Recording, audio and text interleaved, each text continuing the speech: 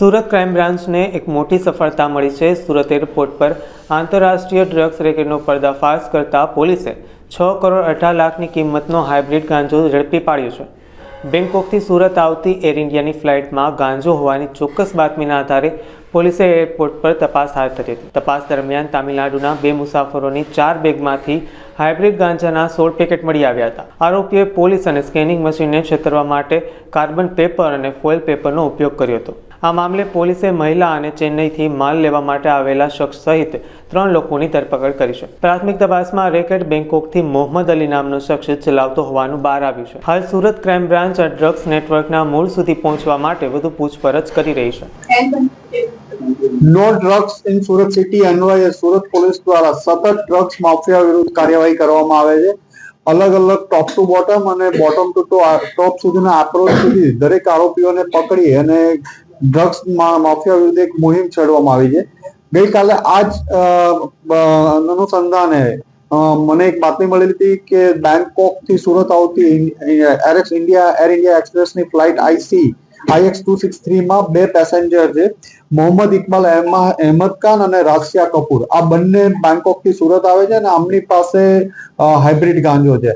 આ ઇન્ફોર્મેશનના આધારે સુરત ક્રાઇમ બ્રાન્ચના police inspector SN Parmar, JN Goswami અને ડુમ્મસ પોલીસની ટીમ સાથે લઈ તુરંત ત્યાં એરપોર્ટ ઉપર રેડ કરવામાં આવી હતી। જ્યારે ફ્લાઇટ 7:40 આવી બંને પેસેન્જરોને આઈડેન્ટિફાઈ કરી અને એમને અલગ લઈ જવામાં આવ્યા હતા અને એમની પાસેથી 2 ચેકિંગ લગેજની 2 બેગો મળી હતી।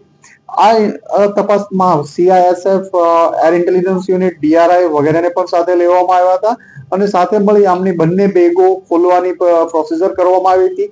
તો આ બંને બેગોમાં બીજી 2 બેગ અંદર બીજી મળી હતી, તો ટોટલ 4 બેગ થઈ। આ 4 બેગના દરેક સાઈડના cover double bag cover pack કરીને રાખવામાં આવ્યા હતા। આ કવર હટાવતા દરેક નીચેથી 2 પેકેટ મળ્યા હતા।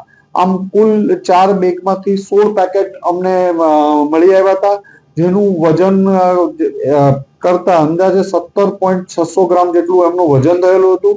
આમને કાર્બન પેપર, ફોઇલ પેપર વગેરેથી કવર કરવામાં આવ્યા હતા અને કન્સીલ કરીને બેગમાં કેવિટી બનાવીને લાવવામાં આવ્યા હતા। આમ અંદાજે 6,18,00,000 જેટલો મુદ્દામાલ આ બંને આરોપીઓ પાસેથી કબજે કરવામાં આવ્યો હતો।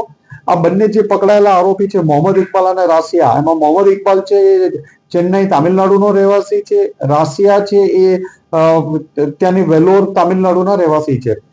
આ બંને આગળ એક તમીમ ઇબ્રાહિમ અંસારીને આપવાના હતા અને તમીમ એ પણ ચેન્નઈનો રહેવાસી છે, એ સુરત આવ્યો છે। એ બાતમી આધારે ક્રાઇમ બ્રાન્ચની બીજી ટીમે એને એરપોર્ટ પાસેથી પકડી લીધો અને ત્રણેયની ધરપકડ કરવામાં આવી છે અને 6.18 કરોડ જેટલોનો મુદ્દામાલ કબજે કરવામાં આવ્યો છે। આ લોકોની પૂછપરછ દરમિયાન એક જાણવા મળ્યું હતું કે મોહમ્મદ અલી અને મોહમ્મદ ઇબ્રાહિમ નામના 2 ઇસમો આખું નેક્સસ ચલાવે છે। આ બંને મૂળ તામિલનાડુના છે, હાલ બેંકોક અને મલેશિયા રહે છે। તામિલનાડુમાં એમના વિરુદ્ધ અલગ અલગ ગુનાઓ NDPS ના દાખલ થયેલા છે, જેથી એ અહીંથી ઇન્ડિયા છોડી બેંકોક 2 મહિના બેંકોક રહે, 2 મહિના મલેશિયા રહે અને ત્યાંથી આખું નેટવર્ક આ લોકો ચલાવે છે।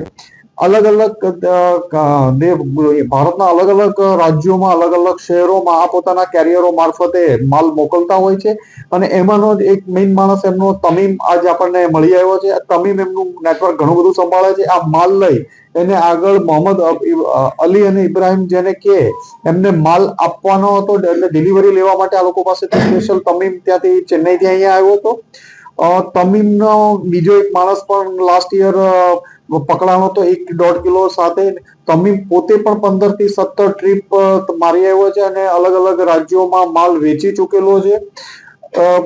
મોહમ્મદ અલી જે છે અત્યારે બેંકોક છે, એ આ બેગ ફિટિંગની જે આખી ગ્રીપ છે એમો છે એ મોહમ્મદ અલીની છે। મોહમ્મદ અલી બેગોમાં ગ્રીપ બનાવી ફિટ કરે છે ત્યાં, અને મોહમ્મદ ઇબ્રાહિમ આખું પરચેસનું ને એ કામ સંભાળે છે ત્યાં। એમ એક આખું નેટવર્કનો પર્દાફાશ થયો છે। 3 આરોપીઓ પકડી પાડ્યા છે અને આગળ બીજા તપાસમાં ઘણી બધી લીડ મળી છે અને આનું ઇન્વેસ્ટિગેશન ચાલુ છે।